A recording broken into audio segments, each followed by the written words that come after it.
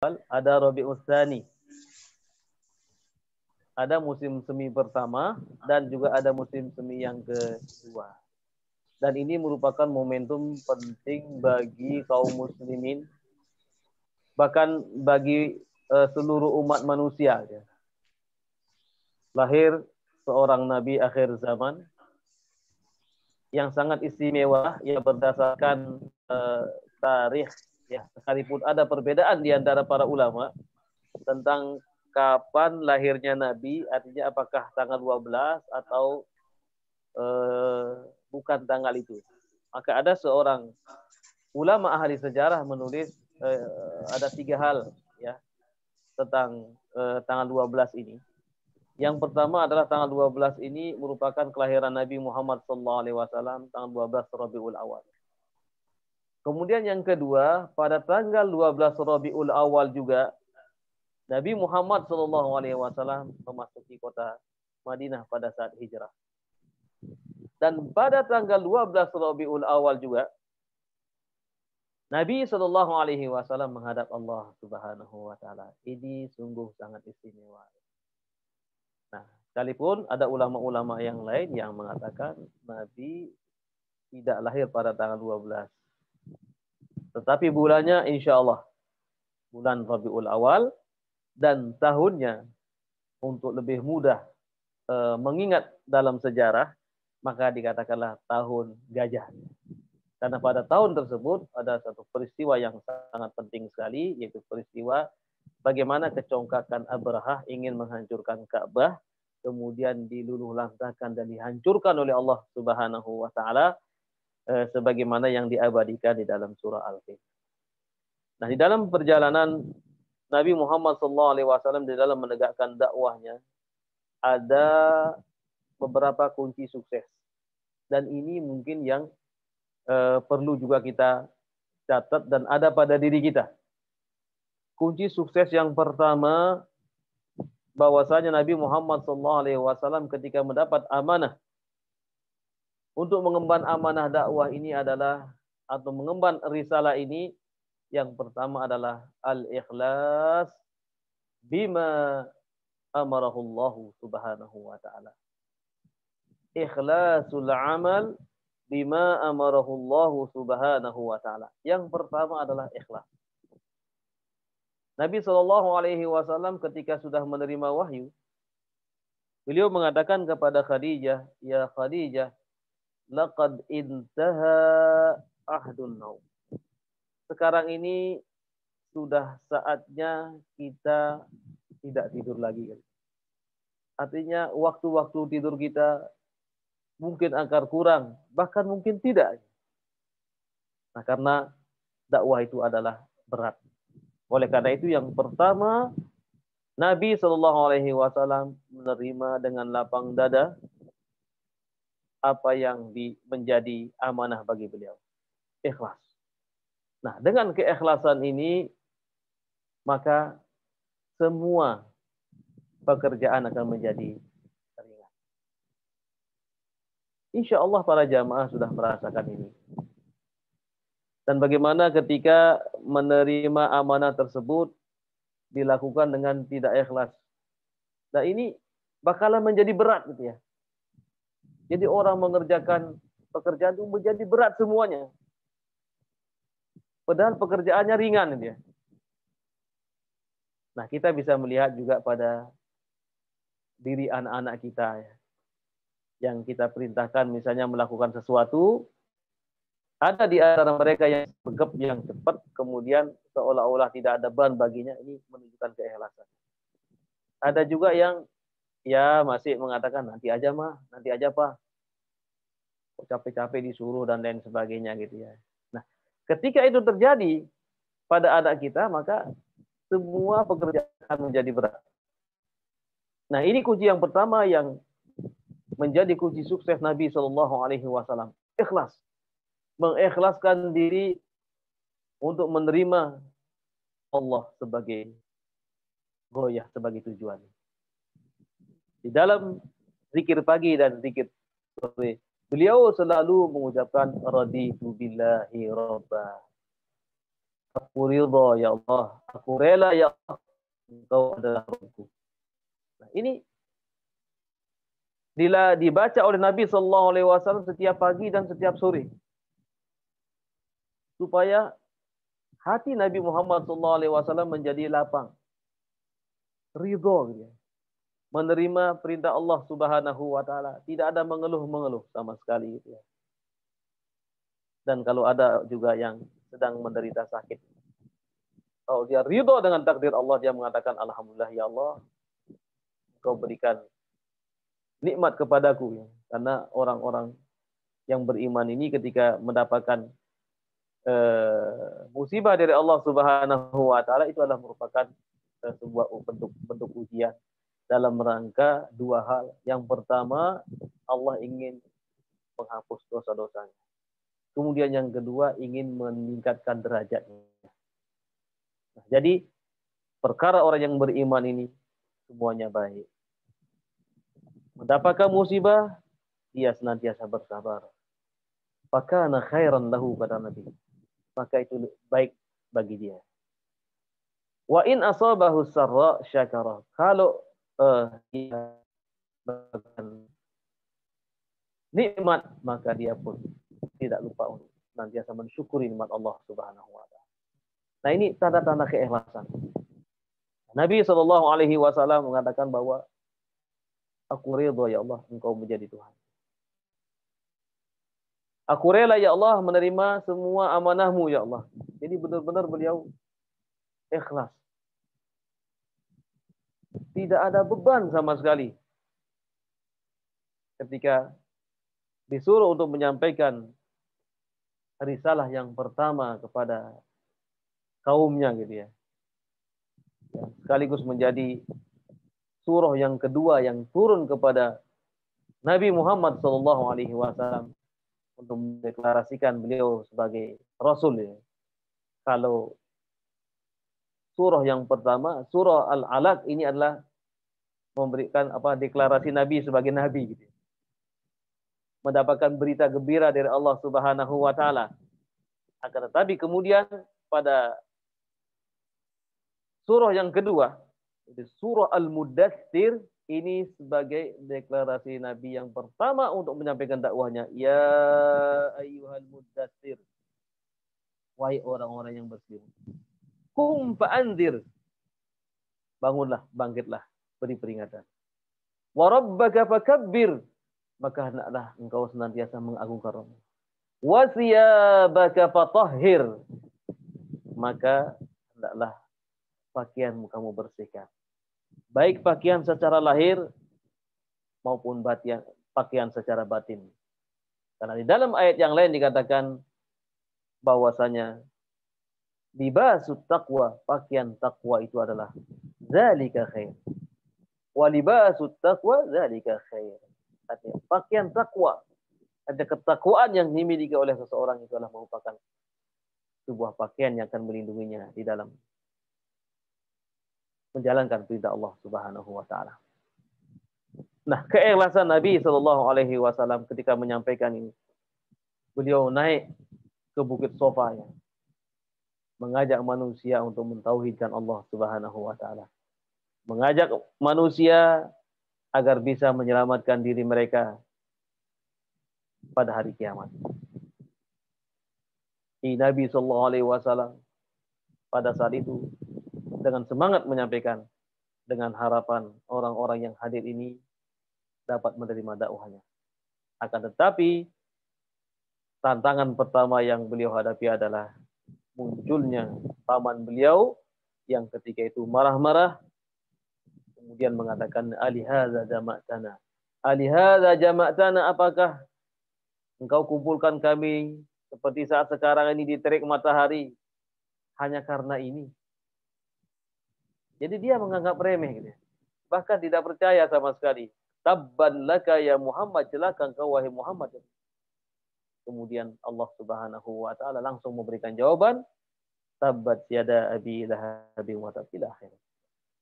Nah, Nabi sallallahu alaihi wasallam sekali lagi ketika menyampaikan benar-benar ikhlas mata-mata karena Allah Subhanahu wa taala. Dan sifat-sifat ini juga harus ada pada diri kita, ya. Kunci pertama ini juga harus ada pada diri kita.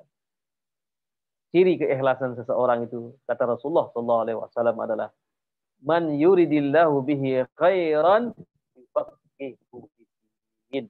Siapa yang dikehendaki baik oleh Allah Subhanahu wa taala, maka Allah akan mudahkan baginya tafaqquh fiddin, memahami agama ini. Begitu ada panggilan azan di pagi hari, sebelum matahari terbit, terbitnya fajar pada saat itu, mendengar suara azan, hayya 'alas shalah, hayya 'alal falah, dia langsung bangun. Bahkan sebelumnya pun dia sudah bangun. Ringan, tidak ada berat-beratnya sama sekali gitu.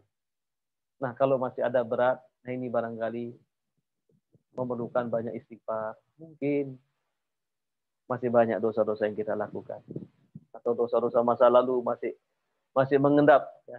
Oleh karena itu ini harus dikikis habis dengan memperbanyak istighfar, memohon ampun kepada Allah Subhanahu wa taala. Sebagaimana juga Nabi Muhammad SAW, supaya beliau menjadi ikhlas, maka Allah Subhanahu wa taala mengatakan di dalam surah Asy-Syarh, Bismillahirrahmanirrahim, alam nasyrah laka sadrak. Bukankah aku telah melapangkan dadamu?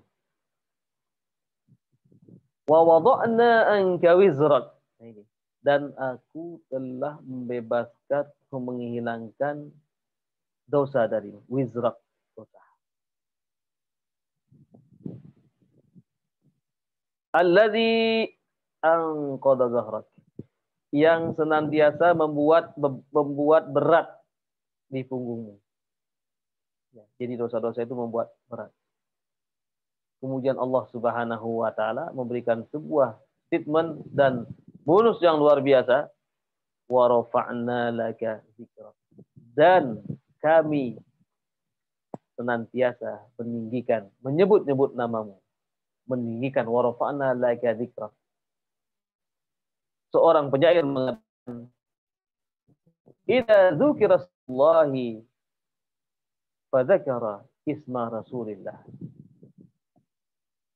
Fa idza qala al-muadzinu asyhadu an la ilaha illallah tsumma qala wa asyhadu anna Muhammadar Rasulullah. Jadi setiap kali seorang muadzin mengucapkan kalimat syahadat tauhid, maka selalu diiringi dengan wa asyhadu anna Muhammadar Rasulullah. Dan bahkan nama Nabi Muhammad SAW menjadi harum, menjadi tinggi sampai saat sekarang ini, sekalipun beliau sudah berada di liang lahat, akan tetapi Allah berikan keistimewaan. Siapapun yang mengucapkan selawat dan salam, as-salatu wassalamu ala Rasulillah, maka selawat dan salam itu akan sampai kepada Rasulullah. Sebagaimana diriwayatkan oleh Imam Bukhari bahwa Allah memiliki malaikat-malaikat yang senantiasa mengantarkan selawat dan salam itu kepada Rasulullah SAW, dan Rasulullah menjawab salam dari umatnya. Rasulullah mengatakan, fa inna salatakum wa salamakum ta'rudu ilayya.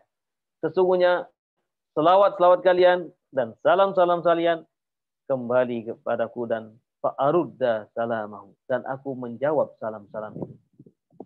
Nah, ini istimewa bagi Nabi Muhammad SAW. Nah, ini tadi Allah Subhanahu wa taala meringankan beban Nabi dengan menghilangkan dosa-dosanya, ya. Lebih lengkap lagi di dalam surah Al-Fatah ayat kedua, ya. Allah mengatakan, yaghfira lakallahu ma taqaddama min dzambika wa ma ta'akhkhar. Jadi Allah senantiasa akan mengampuni dosa-dosamu yang dulu maupun yang akan datang, ya.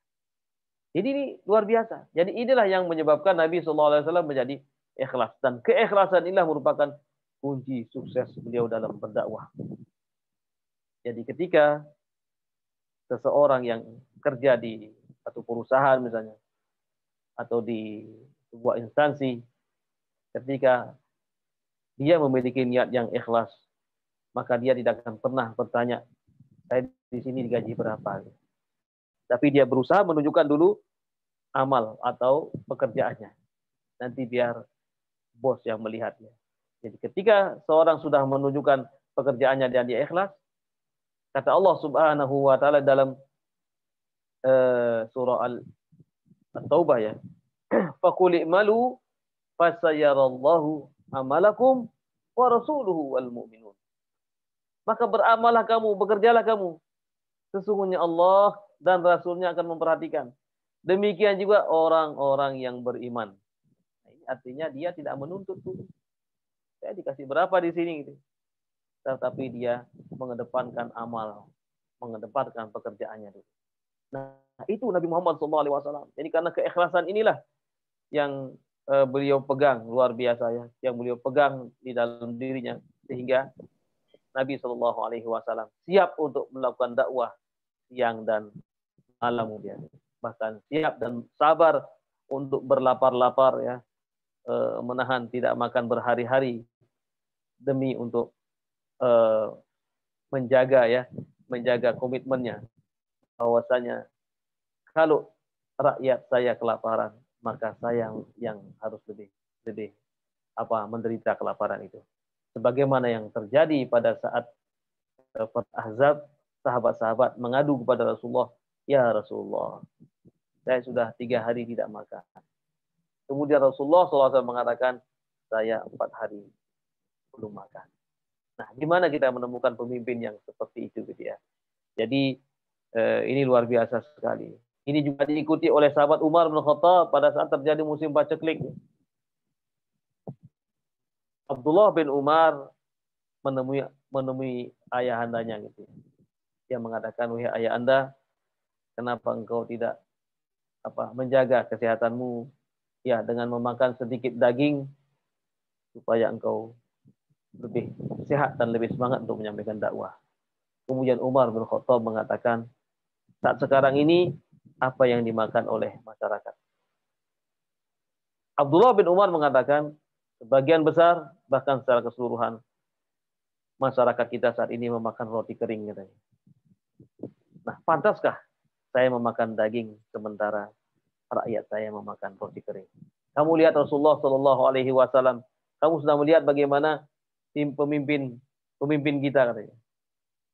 Itulah panutan saya, itulah guru saya katanya. Ya Rasulullah Shallallahu Alaihi Wasallam tidak menginginkan bahwa dia kenyang sementara rakyatnya dalam kelaparan. Nah, itu pemimpin. Ikhlas Rasulullah SAW menerima ini semuanya gitu ya. Bahkan Rasulullah SAW ditawari oleh Allah Subhanahu Wa Taala untuk menjadikan gunung-gunung yang di Mekah itu menjadi emas semuanya. Tetapi Rasulullah SAW mengatakan, tidak ya Allah, aku hanya minta ilmu kepadamu.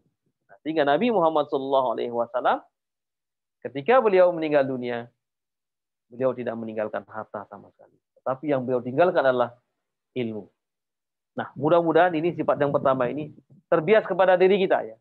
Jadi sehingga ketika kita melakukan ibadah tidak ada sama sekali ada rasa paksaan. Bahkan mungkin tidak ada ibadah itu yang kita lakukan adalah ibadah pencitraan. Ya kan sekarang musim-musim pencitraan gitu ya. Ini benar-benar ikhlas semata-mata karena Allah Subhanahu wa taala. Istawa baina. Jadi sama saja antara at-tahmid antara pujian dengan celaan. Orang memuji, orang semangat ibadah. Karena dia beribadah semata-mata karena Allah Subhanahu wa taala. Nah, ini yang pertama. Kemudian yang kedua, kunci sukses Nabi Shallallahu Alaihi Wasallam adalah layyinul janib. Layyinul janib. Beliau adalah orang yang lemah lembut. Di dalam surah Ali Imran Allah Subhanahu wa taala berfirman, "Fabima rahmatin minallahi linta lahum walau kunta faddan ghalidhal qalbi lam faddu min hawlik." Kata Allah Subhanahu wa taala, maka dengan rahmat Allah Subhanahu wa taala engkau senantiasa berlaku lemah lembut kepada semua orang. Jika kamu keras ya, jika kamu berlaku kasar kepada mereka, lan faddu min haulik, mereka akan lari semuanya. Subhanallah. Kita mengetahui bagaimana Allah Subhanahu wa taala mengatur ayat-ayatnya yang turun kepada Nabi Muhammad sallallahu alaihi wasallam tidak diawali dengan perintah salat ya. Tidak diawali dengan larangan meminum minuman keras atau melarang perjudian yang pada saat itu memang menjadi sebuah kebiasaan, sudah menjadi adatun sayyi'ah, menjadi adat yang jelek. Tetapi Allah Subhanahu wa taala tidak menyentuh itu semuanya. Karena itu memerlukan waktu. Segala sesuatu yang sudah menjadi kebiasaan di masyarakat itu akan sulit untuk dirubah. Nah, oleh karena itu, jadi Allah Subhanahu wa taala beritakan kepada Nabi Muhammad SAW dan Nabi Muhammad memberitakan kepada masyarakat saat itu bagaimana untuk memperbaiki hubungan dulu dengan Allah Subhanahu wa taala. Beliau menyampaikan dengan cara yang Masya Allah luar biasa. Ayat-ayat yang turun kepada Rasulullah kalau kita perhatikan dalam sababun nuzul, ini benar-benar bertahap. Jadi bertahap sekali ya. Contoh yang sering bisa dijadikan sebagai contoh adalah tentang larangan meminum minuman keras. Di dalam surah An-Nahl Allah Subhanahu wa taala memberikan sebuah isyarat bahwasanya buah-buahan yang dikonsumsi selama ini seperti anggur, demikian juga kurma, ini adalah merupakan sumber rezeki. Akan tetapi dari buah-buahan ini juga ada sumber mudaratnya juga gitu ya. Yaitu ada sesuatu yang memabukkan.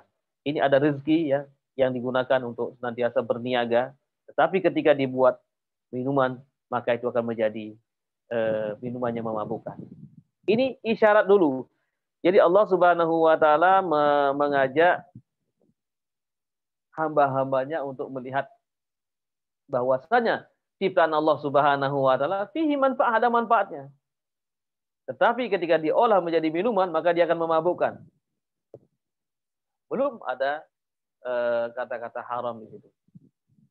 Kemudian setelah itu ada orang yang mabuk gitu ya. Kemudian sahabat-sahabat ini mulai sadar dengan itu dan mereka pun bertanya tentang khamr. Yas'alunaka 'anil khamr. Ya, ayat ke-219 ya. Di dalam surah Al-Baqarah. Qul fihima yas'alunaka 'anil khamri wal maisir. Wahai Muhammad, ada orang-orang yang bertanya kepadamu tentang khamr, minuman keras, dan maisir, perjudian. Kemudian Allah Subhanahu wa taala memberikan sebuah pertimbangan. Qul fihima ismun kabirun wa manafi'u lin-nas. Katakan wahai Muhammad, pada khamr, minuman keras, dan perjudian itu ada dosa. Ismun kabir, ada dosa besar di situ. Akan tetapi ada manfaatnya. Manfaatnya mungkin dari segi bisnis, dia bisa jualan ya. Nah, ini masih 50-50 gitu ya. 50-50. Nah, ketika mereka sudah mengetahui bahwa barang ini ada dosa kalau kita minum, kalau kita lakukan, akan tetapi masih ada manfaatnya. Ini manfaatnya sedikit gitu ya. Wa ismuma akbaru min naf'ihima. Jadi dosanya lebih banyak. Nah, di sini orang diajak berpikir. Jadi benar-benar syariat ini subhanallah itu murunah, lembut gitu ya. Nah, kemudian setelah iman para sahabat menguat dan menguat, maka Umar berdoa, Allahumma ya Allah, bayyin lana fil khamri bayanan safian ya Allah. Terangkan kepada kami, tunjukkan kepada kami dengan petunjuk yang jelas bagaimana sebenarnya urusan khamr ini dan urusan judi ini. Nah, kemudian Allah Subhanahu wa taala menurunkan ayat di dalam surah An-Nisa ya. Wala taqrabus salata wa antum sukara. Jangan kalian mendekati masjid. Jangan kalian mendirikan sholat sedangkan kalian dalam keadaan mabuk. Nah ini mabuk yang hakiki gitu ya. Artinya ketika baca Al-Quran nggak jelas membacanya, ya. Keliru-keliru membacanya. Maka di sini sahabat-sahabat mulai berhati-hati. Oh iya, ya ini artinya yang suka minum ya. Oh iya ya. Kalau saya minum sebentar lagi saya mau sholat, sedangkan ada larangan. Nah maka mereka jauh-jauh waktu meminum terlebih dahulu.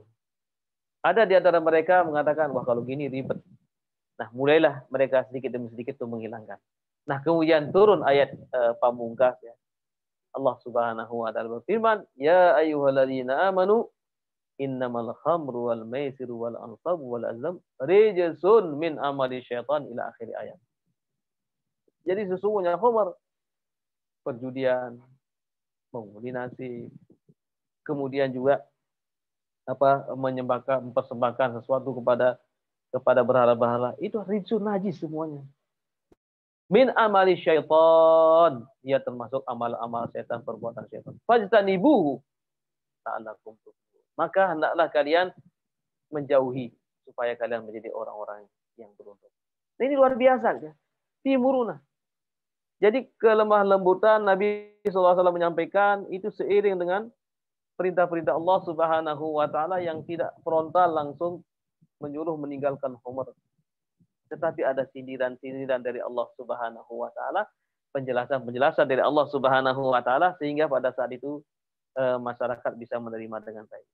Demikian juga contoh lagi bagaimana Nabi Muhammad sallallahu alaihi wasallam ya, ketika sedang berdakwah di masjid, tiba-tiba datang jaa a'rabiyun, maka datang seorang Arabi. Arabi ini adalah orang gunung, orang yang hidup di pedesaan ya, di tempat yang terpencil.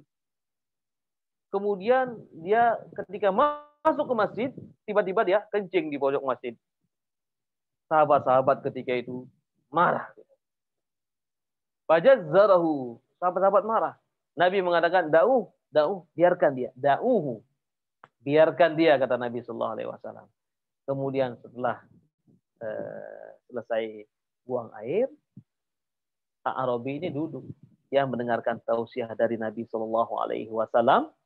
Dan Nabi mengatakan, memerintahkan kepada seorang sahabat untuk mengambilkan air satu ember, kemudian menyiram. Ya, disiram, ya sudah. Jadi karena lantai Masjid Nabawi pada saat itu adalah tanah. Jadi ya disiram aja. Nah ini Nabi Shallallahu Alaihi Wasallam ketika itu tidak langsung memarahi orang ini. Yang pertama karena orang ini memang punya semangat untuk belajar agama, tapi belum tahu tentang adab-adab majelis. Adab-adab masuk masjid dia belum tahu gitu ya. Nah, sehingga apa kata orang Arabi ini, orang gunung ini? Selesai tausiah Nabi, setelah selesai tausiahnya Nabi sallallahu alaihi wasallam, kemudian beliau berdoa, Allahumma arhamni ya Allah, rahmatilah aku. Warham Muhammadan ya Allah, rahmatilah Nabi Muhammad sallallahu alaihi wasallam. Wala tarham ma'ahu ahadan. Ya Allah, orang yang tadi marah kepada saya, orang yang memelototi saya, jangan dikasih rahmat ya Allah. Masya Allah, ini karena polos dia gitu. Kemudian Rasulullah SAW mengatakan, ya hada, wahai sahabatku, inna rahmatallahi wasi'ah. Laqad ajarta wasi'ah. Wahai sahabatku, rahmat Allah itu luas. Jangan dibatasi rahmat Allah Subhanahu wa taala. Nah ini lain. Lembut Rasulullah SAW menyampaikan ya. Ada lagi satu peristiwa. Seorang sahabat, seorang pemuda. Ya mungkin kalau digambarkan sekali padanya luar biasa. Dari jauh. Ya Rasulullah, i'zan li bizina. Izinkan aku berzina. Insya Allah. Gak sopan sekali orang ini. Sama sahabat-sahabat juga marah ketika itu. Karena ini sedang dalam majelis. Ya. Tapi sahabat itu polos. Memang ketika itu dia memang suka melakukan perbuatan itu. Kemudian Nabi Shallallahu Alaihi Wasallam mengatakan, "Udunu, dekatkan dia ke sini, dekatkan." Subhanallah. Ini akhlaknya Rasulullah Shallallahu Alaihi Wasallam luar biasa, sangat lembut. Ya. Dekatkan dia ke sini, dekatkan. Rahimun bil mu'minin ya di dalam surah At-Taubah ya, di akhir-akhir surah At-Taubah. Harisun 'alaikum azizun 'alaihi ma'anitum raufur rahim. Jadi ketika itu pemuda itu didekatkan kepada Nabi Muhammad SAW, kemudian beliau ditanya, wahai sahabatku, bagaimana keadaanmu? Apakah kamu sehat? Alhamdulillah aku sehat ya Rasul. Hal tardo li khalika. Apakah kamu ridho? Apakah kamu rela kalau orang lain menzinahi bibi kamu? Aku tidak ridho ya Rasulullah. Aku akan pukul dia. Nah, jadi beliau di sini sadar bahwa itu, wah ini keluarga saya, ini kehormatan harus dijaga. Ya hadza, demikian juga orang lain yang punya bibi pun tidak rela kalau bibinya diganggu. Halaka apakah kamu punya saudara perempuan?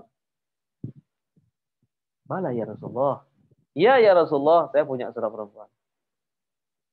Kaifa law fa'ala bi ukhtika? Bagaimana kalau orang lain melakukan, laki-laki lain melakukan kepada adikmu yang masih perawan?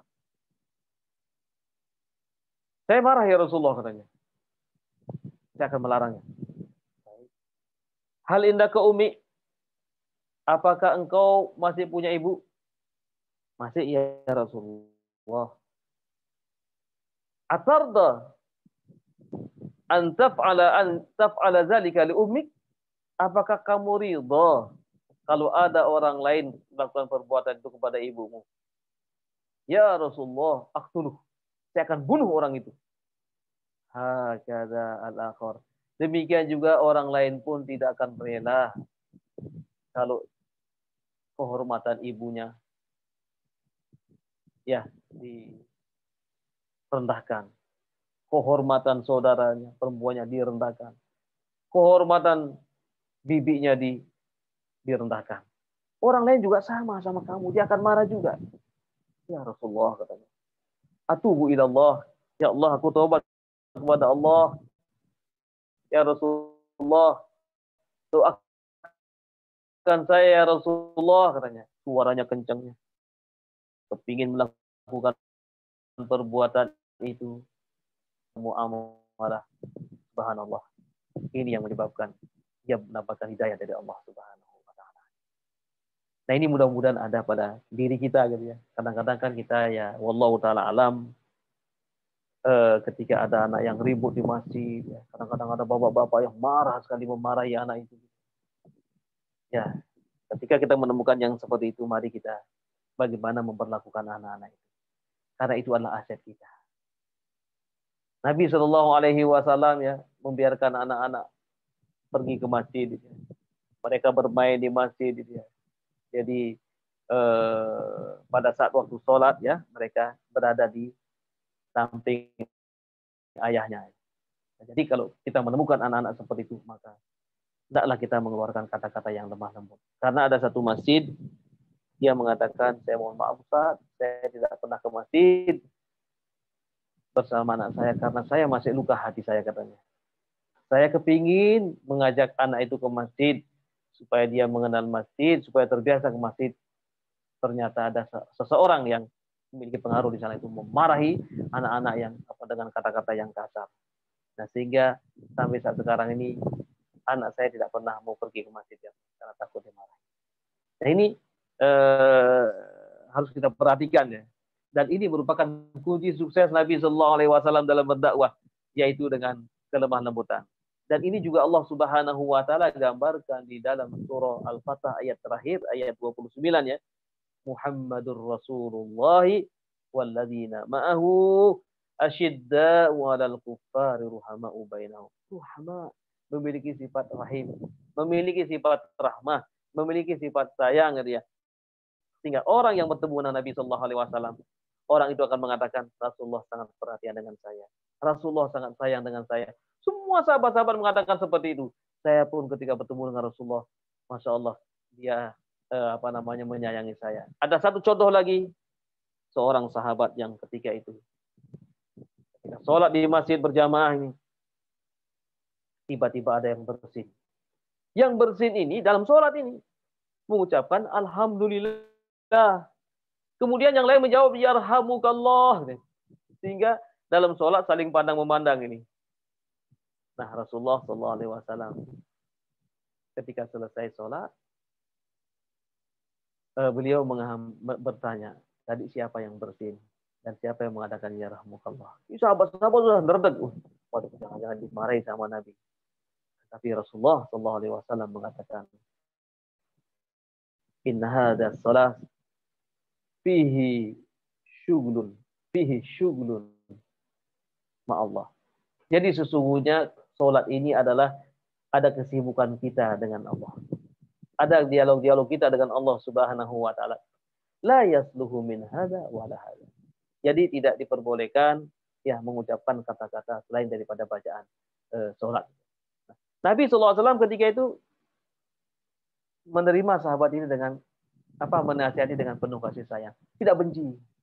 Dan dengan kelemah lembutan itulah sahabat-sahabat Nabi SAW sampai tidak rela berpisah dengan Nabi. Di antaranya adalah Sayyidina Umar ibn Khattab, ya. Tidak ingin berpisah dulu dengan Nabi SAW sehingga beliau ketika mendapatkan kabar Nabi meninggal dunia gitu ya. Beliau langsung membawa pedang. Siapa yang mengatakan Nabi Muhammad meninggal dunia, azribu unuqahu, aku akan pukul tengkuknya katanya. Aku akan potong lehernya. Nah, kemudian ketika itu yang mampu menyadarkan Umar adalah Abu Bakar As-Siddiq. Man kana ya'budu Muhammadan fa inna Muhammadan qad mat. Wa man kana ya'budullah fa inna Allah hayyun la yamut. Siapa yang menyembah Muhammad, Muhammad telah meninggal dunia. Siapa yang menyembah Allah, maka Allah tidak akan pernah mati. Maka dibacakan ayat di dalam surah Al-Imran, wa ma Muhammadun illa rasulun qad khalat min qablihi. Apa immata au qutilan qalabtum fatanqalibu khasirin. Jadi Nabi Muhammad itu adalah seorang rasul. Sama seperti rasul-rasul yang terdahulu, mereka meninggal. Apakah ketika Nabi Muhammad SAW meninggal kalian akan berbalik ke belakang? Nah, ini menunjukkan ketika ayat ini dibaca oleh Abu Bakar As-Siddiq, jatuh pedang yang dipegang oleh Umar. Dia mengatakan, "Faka'anna hadhil ayah nazaratil yaum." Seolah-olah ayat ini turun saat sekarang. Padahal aku sudah menghafalnya. Nah, kembali lagi bahwasanya kelemah lembutan kita merupakan kunci sukses dakwah Nabi Muhammad SAW. Kemudian yang berikutnya, satu lagi saya akan sampaikan, banyak sekali gitu ya. Kunci sukses Nabi SAW dalam mengemban aman dakwah ini adalah qiyamul lail. Qiyamul lail. Nabi SAW membawakan sebuah hadis. Beliau mengatakan, innallaha, hadis qudsi, innallaha yanzilu ila sama'id dunya fi sulusil lail akhir. Nabi Allah Subhanahu wa taala turun ke langit dunia ini di sepertiga malam terakhir. Faqala, kemudian Allah Subhanahu wa taala mengatakan, hal min taibin fa'atubulah, mana orang-orang yang ingin tobat, yang tadi malam berbuat dosa, yang tadi siang berbuat dosa, aku akan terima tobatnya kalau dia mau tobat. Wahal min sa'ilin fa'utilah, mana orang-orang yang meminta, maka aku akan penuhi permohonannya atau permintaannya. Nah, ini di sepertiga malam terakhir ada Allah memanggil-manggil kita gitu ya. Nah, sehingga Allah Subhanahu wa taala mengatakan kepada Nabi Muhammad, ya ayyuhal muzammil, wahai orang-orang yang berselimut, wahai orang-orang yang berkebun. Qumil laila illa qalilan nisfahu aw inqus minhu qalila aw zid alayhi wa rattilil qur'ana tartila. Inna sanulqi alayka qawlan thaqila. Inna nasyi'atal laili hiya ashaddu wat'an wa aqwamu qila. Subhanallah. Kunci sukses Nabi Muhammad SAW dalam berdakwah, dan ringan beliau menyampaikan dakwah karena beliau selalu nyambung dengan Allah. Di saat malam yang sunyi, banyak orang yang terlelap tidur, beliau bangun. Bahkan rumah beliau tanpa lampu, gitu ya, gelap gulita. Rumah beliau adalah sempit. Kata para sahabat, kalau kita masuk ke rumah Rasulullah, kalau kita menjulurkan tangan kita ke atas begini, kena atapnya Nabi Muhammad Shallallahu Alaihi Wasallam. Dipannya Rasulullah Shallallahu Alaihi Wasallam dan diberi kurma, tidak ada kasurnya sama sekali. Bahkan kalau menurut riwayat itu Aisyah tidurnya di bawah. Nabi mungkin juga di bawah tidurnya, berlantaikan tanah gitu ya. Yang mungkin di atasnya itu ada pelepah kurma. Ketika Nabi Shallallahu Alaihi Wasallam sholatnya harus menggeser kakinya Aisyah. Begitu kata Aisyah radhiyallahu anha wa ardhaha, begitu dia tahu Nabi Shallallahu Alaihi Wasallam sholat, aku menggenggam lututku katanya. Ketika Nabi Shallallahu Alaihi Wasallam berdiri, aku lepaskan kakiku, dilepaskan kakinya, jadi selonjor gitu ya. Begitu Rasulullah Shallallahu Alaihi Wasallam ya, pada ruku yang kedua, Aisyah kemudian menggenggam kakinya, jadi Rasulullah tidak perlu menggeser lagi. Tapi pada kali pertama beliau menggeser kakinya Aisyah. Lamsul mar'ah la tubtilul wudu. Ini yang dijadikan sebagai dalil oleh Imam Ahmad bin Hanbal bahwasanya menyentuh wanita tidak membatalkan wudu. Di kesempatan yang lain, Nabi Shallallahu Alaihi Wasallam yang disentuh oleh Aisyah ketika sholatnya, tersentuhlah telapak kaki Nabi Muhammad Shallallahu Alaihi Wasallam. Ini juga dijadikan sebagai dasar hukum oleh para ulama-ulama. Ketika sholat, ketika posisi kita sujud, maka posisi kaki itu adalah kita akan rapat, dirapat ya. Jadi rapat begini, tidak renggang. Ini begini katanya. Karena berdasarkan hadis yang diriwayatkan oleh Imam Bukhari bahwa Aisyah radhiyallahu anha wa ardhaha itu menyentuh kaki Nabi Muhammad. Nah, pesan Allah Subhanahu wa taala pada ayat di dalam surah Al-Muzammil itu adalah supaya Nabi Muhammad berdiri di malam hari, separuh malam, seperempat malam gitu ya, sepertiga malam, bahkan secara keseluruhan. Atau dikurangi sedikit. Nah, sehingga kata Rasulullah, siapa di antara kalian yang di malam yang menjalankan sholat tahajud, kalau khawatir waktu subuh sudah dekat, fa'autir, maka hendak segeralah kalian mengakhiri dengan witir. Pemirsa atau jamaah yang dirahmati Allah Subhanahu wa taala. Pada ayat tersebut juga Allah Subhanahu wa taala berpesan kepada Nabi Muhammad sallallahu alaihi wasallam untuk senantiasa membaca Al-Qur'an dengan tartil. Warattilil Qur'ana tartila. Khususnya adalah ketika membaca suratul Fatihah, karena di situ ada dialog antara kita dengan Allah Subhanahu wa taala. Ayat demi ayat dihayati oleh Nabi sallallahu alaihi wasallam sehingga salat beliau sangat panjang sekali. Ketika beliau melewati ayat-ayat azab, beliau berlindung kepada Allah dari azab Allah. Ketika beliau melewati ayat-ayat yang penuh dengan nikmat, beliau pun memohon kepada Allah rahmat Allah Subhanahu wa taala sehingga salat beliau panjang. Kemudian Allah Subhanahu wa taala mengatakan, inna syi'atal laili hiya asyaddu wata'an wa aqwamu qila. Karena sesungguhnya bacaan di malam hari itu lebih menyentuh dan benar-benar menancap ke dalam diri kita. Kata Rasulullah, autir ya ahlal Quran. Witirlah wahai ahlul Quran. Jadi orang-orang yang menghafal. Maka ketika sholat malam itulah saat yang sangat tepat sekali bagi kita untuk memurojaah hafalan. Subhanallah. Jadi Al-Quran yang dimurojaah pada saat-saat jam sekian dengan mendirikan ibadah sholat, ini nancap betul dia. Inna syi'atal laili hiya asyaddu wat'an. Asyaddu wat'an ialah benar-benar menancap. Dan hilangnya insya Allah lama. Beda dengan ketika kita membaca biasa, gitu ya. Baca Al-Quran biasa. Nah, ini akan beda dengan ketika di malam hari. Itu akan terus tetap menancap apa hafalan itu dan akan menjadi hafalannya akan menjadi kuat. Nah, ini kunci sukses Nabi. Bangun di malam hari. Jadi sehingga orang yang bangun di malam hari ya menjalankan ibadah sholat tahajud ya diawali dulu dengan mandi gitu ya. Maka ini akan menyehatkan tubuhnya. Jadi jangan dianggap orang yang selalu bangun di malam hari itu tidak sehat. justru dia adalah orang yang sehat.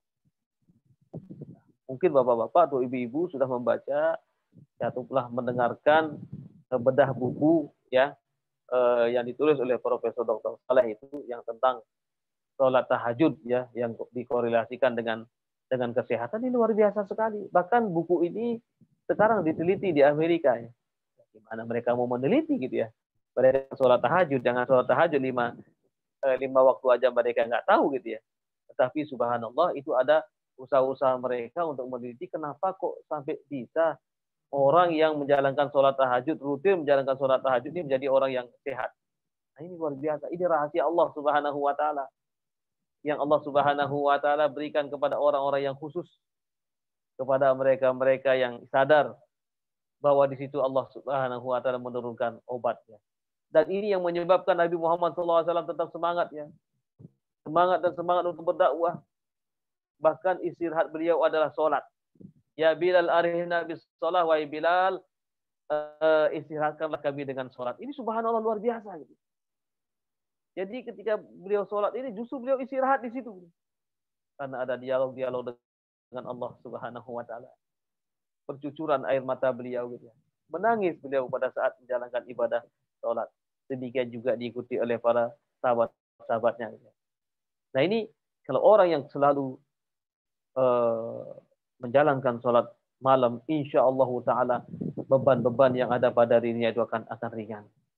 Karena pada saat itu kita mengadu pada Allah Subhanahu wa Ta'ala, selesai sholat kita berdoa ya dengan bahasa kita masing-masing, mengadukan permasalahan kepada Allah Subhanahu wa Ta'ala, sebagaimana Nabi Yakub alaihissalam mengatakan ashku basi wa huzni Allah, ya Allah, aku hanya mengadukan ini semuanya kepadamu ya Allah. Karena ketika itu Nabi Yakub kehilangan Nabi. Nah demikian juga kita pemirsa atau jamaah yang dirahmati Allah Subhanahu wa Ta'ala, kalau kita membiasakan bangun di malam hari, permasalahan apapun yang kita alami, Pak, insya Allah Ta'ala itu akan menjadi ringan bagi kita. Nah ini ya mungkin 3 saja kita sampaikan ya pada kesempatan yang berbahagia ini, kunci sukses Nabi Sallallahu Alaihi Wasallam di dalam berdakwah. Nah bagaimana dengan kita? Apakah ada ya? Apakah kita sudah melakukan itu? Mudah-mudahan itu ada pada diri kita. Kita selalu ikhlas ya ketika beribadah, ya ketika beramal, baik yang kaitannya dengan hablum minallah maupun hablum minannas. Kemudian yang kedua, kita senantiasa ya lembut kepada orang, itu memiliki akhlak yang karimah. Ketika berbicara, kita bicaranya adalah jujur ya. Ketika kita mendapatkan amanah, maka hendaklah kita tunaikan amanah itu. Ketika kita berjanji, maka hendaklah kita penuhi janji. Jangan sampai terbalik, berbicara suka bohong, diberikan amanah berkhianat, dan dia berjanji suka tidak menepati janji. Itu kata Rasulullah adalah ciri orang-orang yang munafik. Ya. Kemudian yang ketiga tadi adalah mari kita senantiasa membangun rumah tangga kita, membangun diri kita dan menghiasi rumah kita dengan sholat tahajud di malam hari. Hari-hari yang kita lalui, kalau kita selalu sholat tahajud di gelap malam, maka insya Allah Ta'ala nanti di alam kuburan kita akan menjadi terang. Demikian juga di padang mahsyar kita pun akan diberikan cahaya oleh Allah Subhanahu wa Ta'ala. Bahkan nanti diberikan kesempatan masuk surga seperti kilat katanya, sangat cepat sekali ke dalam surganya Allah Subhanahu wa Ta'ala. Baik, ini mungkin ya jamaah yang dirahmati Allah Subhanahu wa Ta'ala yang dapat kami sampaikan pada kesempatan yang berbahagia ini. Barangkali ada di antara para jamaah yang hadir di masjid atau juga yang ada di rumah yang menyimak, ada pertanyaan-pertanyaan, tafadhol saya kembalikan kepada Bapak moderator ya, Pak Syaukat atau Pak siapa, tafadhol silakan. Nanti kalau tidak ada pertanyaan ya kita akan tutup dengan doa. Kalau ada pertanyaan monggo silakan.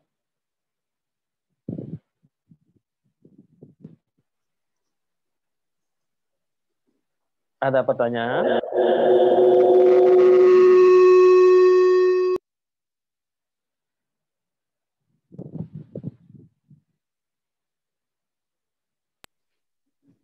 Kayaknya nggak ada, Ustaz. Kayaknya nggak ada gitu ya.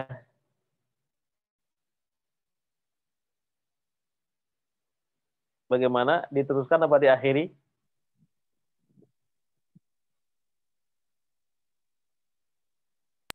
Langsung doa, Ustaz. Oke. Ya. Yang terakhir mungkin kita sudah mendengar ya, kita sudah menyaksikan sendiri bagaimana syiar-syiar Islam ini dilecehkan, di antaranya adalah Nabi kita Nabi Muhammad SAW.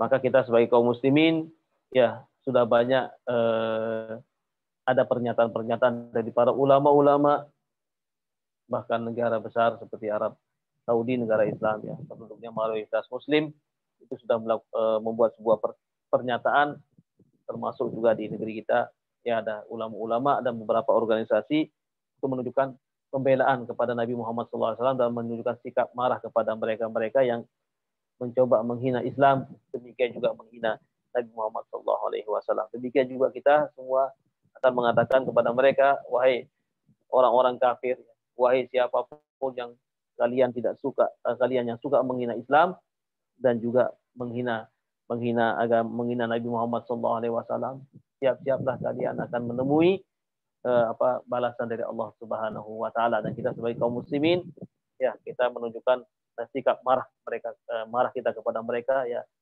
dengan ya sebagaimana sudah disampaikan, memboikot semua ya produk-produk yang datang dari Perancis. Dan ini kita harus memiliki komitmen semua. Kalau semuanya kita melakukan seperti itu, maka ini adalah masih ada tanda-tanda keimanan pada diri kita gitu ya.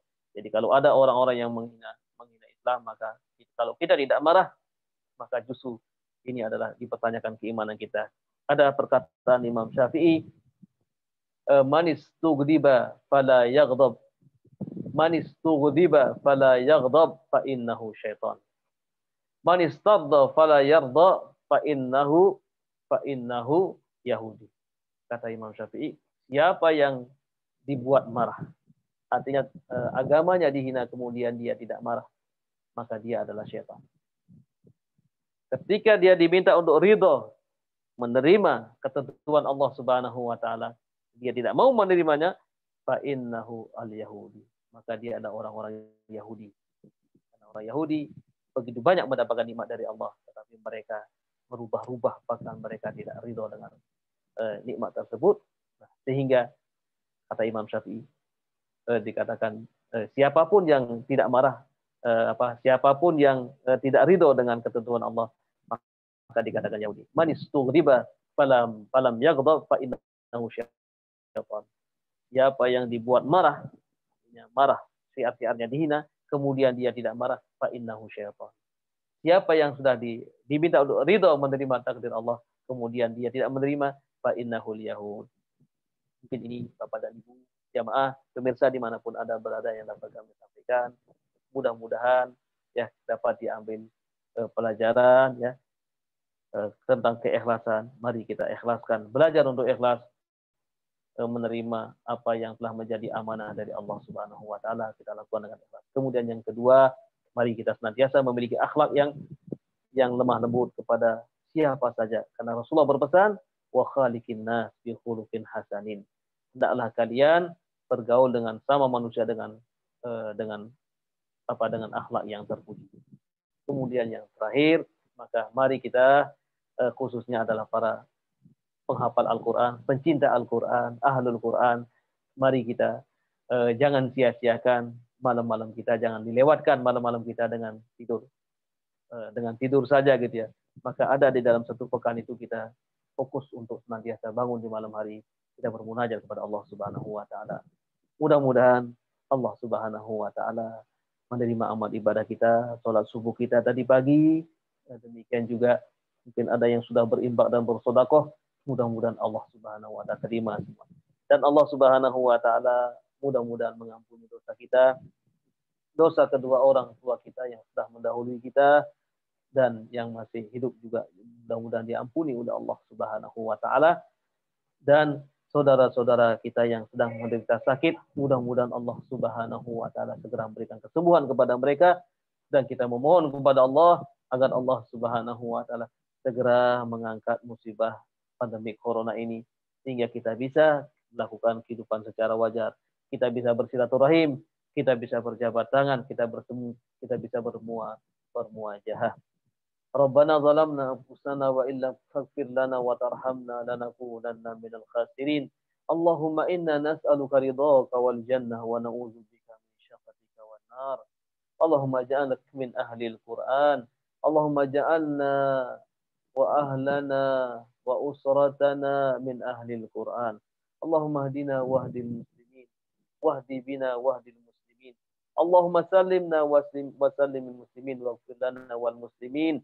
Allahumma qsim lana min khasyiatika ma tahulu bihi bainana wa baina ma'siyatik wa min ta'atika ma tuballighuna bihi jannatak wa min al-yaqini ma tuhawwinu bihi alaina masa'ibad dunya.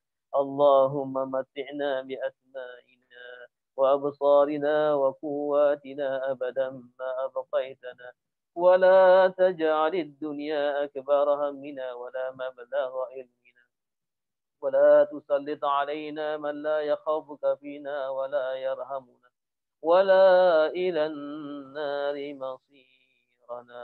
اللهم أرنا الحق حقا وارزقنا اتباعه وأرنا الباطل باطلا وارزقنا اجتنابه.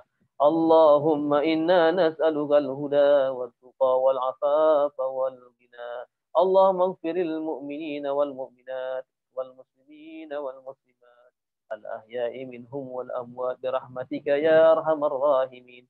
ربنا آتنا في الدنيا حسنة وفي الآخرة حسنة وقنا عذاب النار وأدخلنا الجنة مع الأبرار يا عزيز يا غفار يا رب العالمين. وصل الله على نبينا محمد وعلى آله وصحبه أجمعين. سبحانك اللهم وبحمدك أشهد أن لا إله إلا أنت أستغفرك وأتوب إليك. والعفو منكم. السلام عليكم ورحمة الله وبركاته.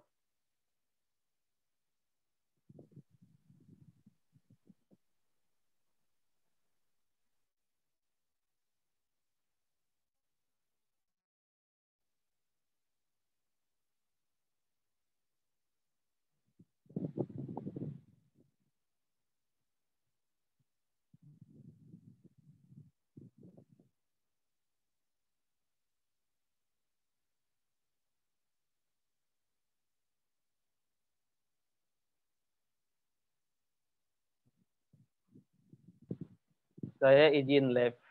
Assalamualaikum warahmatullahi wabarakatuh.